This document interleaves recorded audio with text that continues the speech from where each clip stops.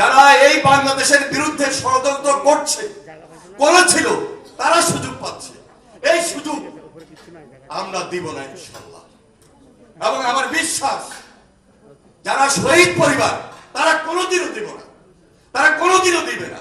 এই কারণে দিবে না, তারা প্রায়োরিটি বেসিস হাসিনার বিচার চেয়েছে। তারা এই দেশে 5 আগস্টের পর আশা করেছে সরকারের কাছে যে আমরা যে পরিবার আমাদের পাশে সরকার দাঁড়াবে, কিন্তু যত সামান্য এবং একটা বৈরিতা ভাব মনে হয় যে কোন রকমে এই পরিবারগুলোকে বিদায় দেওয়ার চেষ্টা করছে। আমি আজকে অভয় দিতে চাই, এই বাংলাদেশে খুব শীঘ্রই একটা নির্বাচন সরকার দিতে বাধ্য হবে এবং এই নির্বাচনের মধ্য দিয়ে জনগণের সরকার প্রতিষ্ঠিত হবে। যে সরকারের নেতৃত্ব আগামীতে বাংলাদেশ জাতীয়তাবাদী দল দিবে।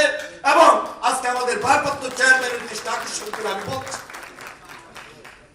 আমাদের মধ্যে কোন বৈরিতা থাকবে না। 16 বছরে যারা গুম খুনের শিকার হয়েছে, যে পরিবারগুলো আজকে সারা বাংলাদেশে বিভিন্ন জেলায় আছে, এখানেও আছে, এবং বিগত জুলাই আন্দোলনে যারা শহীদ হয়েছে, সবাইকে আমরা অভয় দিতে চাই। প্রত্যেকটা পরিবারের পাশে তারেক রহমান আছে এবং থাকবে, বিএনপি আছে এবং থাকবে, এবং আমরা বিএনপি পরিবার এই দায়িত্বটুকু গ্রহণ করবে ইনশাআল্লাহ। আপনাদের সবাইকে সংগ্রামী সালাম, অভিনন্দন জানিয়ে আমি আমার বক্তব্য শেষ করছি। খোদা হাফেজ।